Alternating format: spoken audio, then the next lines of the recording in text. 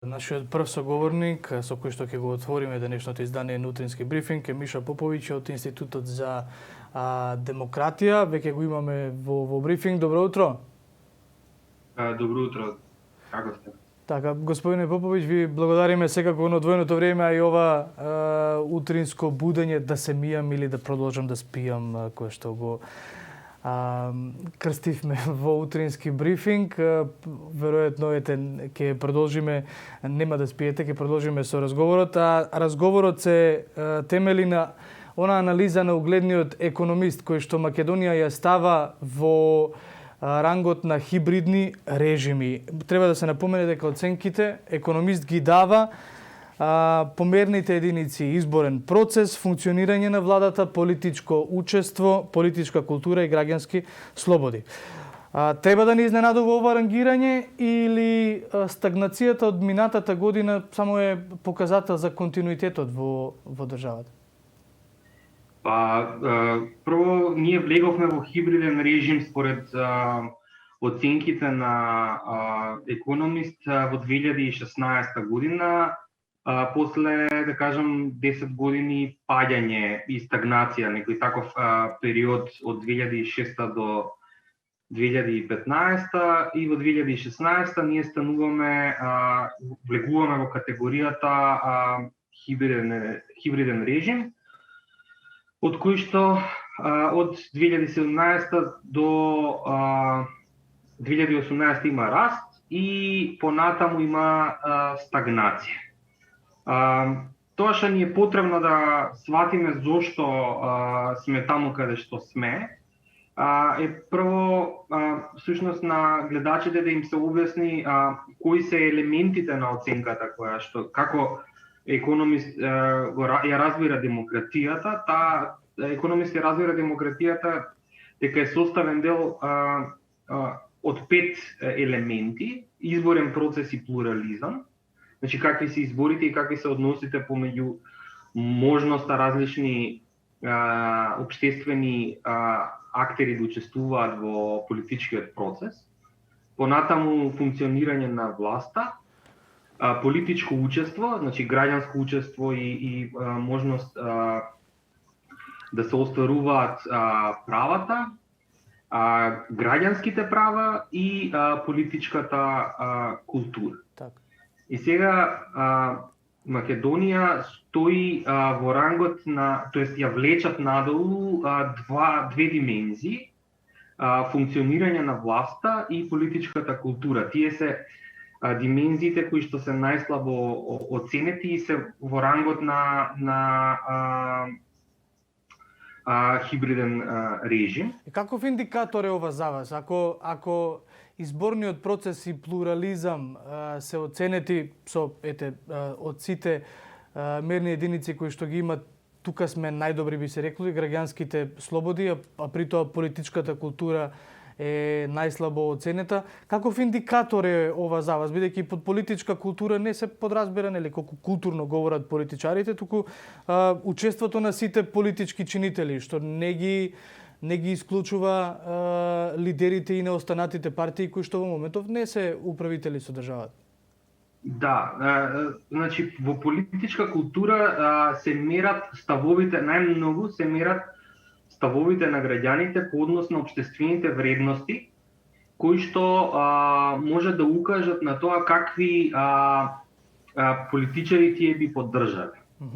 И ние забележуваме низ повеќе истражувања на јавното мислење и на општествените вредности дека генерално, вклучително и нашите сограѓани и граѓаните од Западен Балкан сакаат да поддржуваат силни лидери, што е еден од индикаторите за, да кажам, некоја по-авторитарна политичка култура, која што на индексот на економист е нели слабо оценета. Меѓутоа, ова се општествени вредности со кои што, да кажам, се движиме низ животот, низ општествениот живот како граѓани.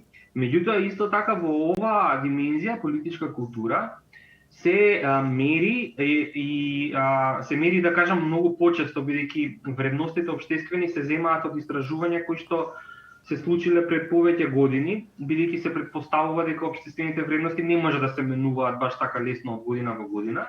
Меѓутоа други елементи на политичката култура можат. И мислам дека најголемиот фактор кој што може да ја подобри оваа оцена е доколку работиме на социјална кохезија. Тоа е нешто што го оценуваат експерти и тоа е нешто за што можеме да се обидеме во побрз рок да го решиме, а тоа се, да кажам, елементите на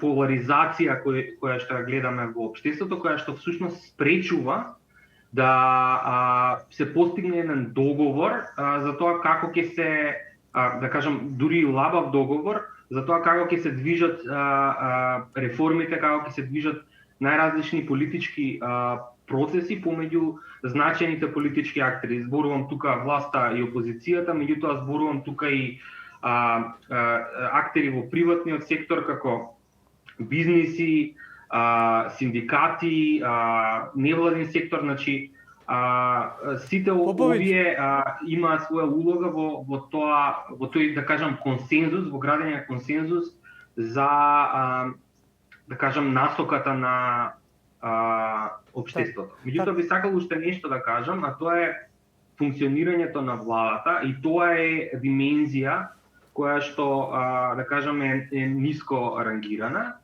и таму се мерат оние елементи кои што се многу почесто предмет на јавната дебата. Значи, состојбата со борбата против корупција, разделбата помеѓу власта, ќе ги врземе овие два извештаи од неодамна и за перцепцијата на корупцијата, ако добро ве слушав. Велите социјална кохезија, особено разбирање помеѓу опозицијата и власта. Функционирање на владата, исто така оценета со ниска оценка.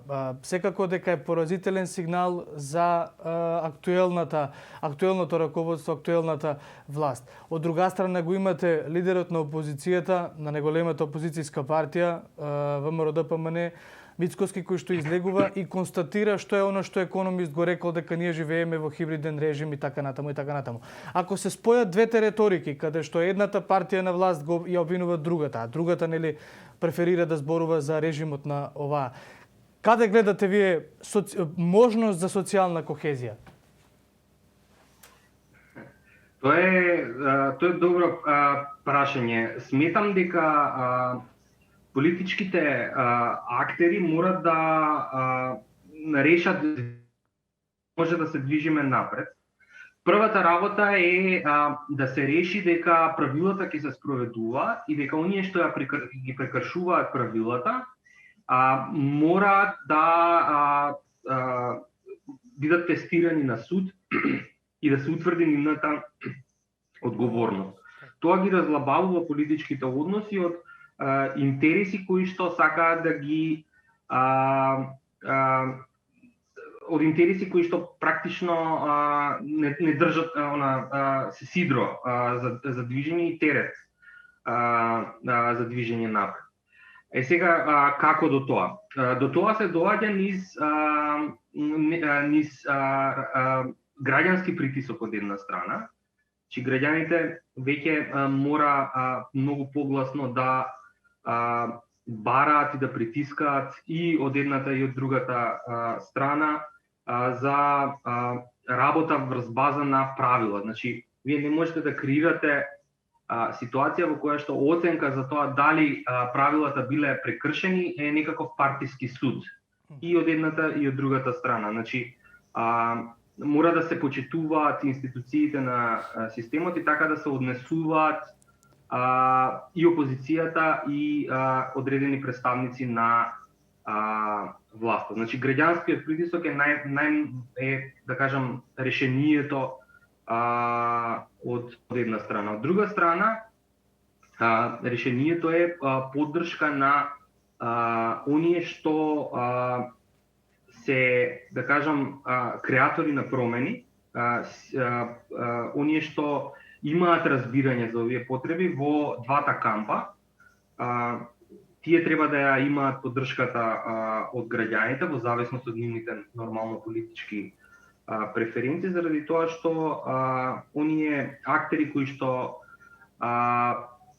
идат по линијата на популизмот, на подпалување на страстите, не може да видат долгорочно решение за политичкиот соживот во земја. Так. И кратко, бидејќи толку и ни дозволува времето, не се исклучува оно извештај од Transparency International кој што Македонија ја стави во друштво со Монголија, Панама, тука и Босна и Херцеговина близко со нас, за перцепцијата за корупција. Економист сега пишува хибриден режим, едното не го исклучува другото. Може ли да се врзат овие индикатори за да покажат какво ни општеството каде што живееме? Па секако овој индикаторот на Transparency набрзо ќе излезе и Freedom House. Сите тие треба да ни укажуваат на една работа. Не е прашањето каде сте во моментов, заради тоа што во моментов сте таму заради низа политички одлуки во минатото кои што биле носени, низа состојби во минатото кои што довеле до тоа да, не знам, имаме распространета системска корупција, имаме проблеми во разделбата на гранките на власта, намалена отчетност на определени гранки на власта и сето тоа нормално влие на довербата на граѓаните во институциите, што исто така е елемент на политичката култура. Значи, вие сте таму каде што сте. Тоа што е важно како општество е да се движиме и да напредуваме. Значи, ние веројатно дека ќе бидеме хибриден режим и наредната година, меѓутоа мораме како општество, како власт, да се трудиме да го подобриме резултатот, за да во 2022 година не бидеме веќе хибриден режим. Така што мислам дека треба да се води дискусијата околу тоа каков е трендот, каде се движиме, отколку каде сме, каков е резултатот во моментот, заради тоа што резултатот зависи од многу работи што се случиле во скорешната и во подамнешната историја. Так. Мишо Поповиќ од Институтот за демократија, ви благодарам на одвоеното време, ви благодарам на оваа анализа. Фала ви многу.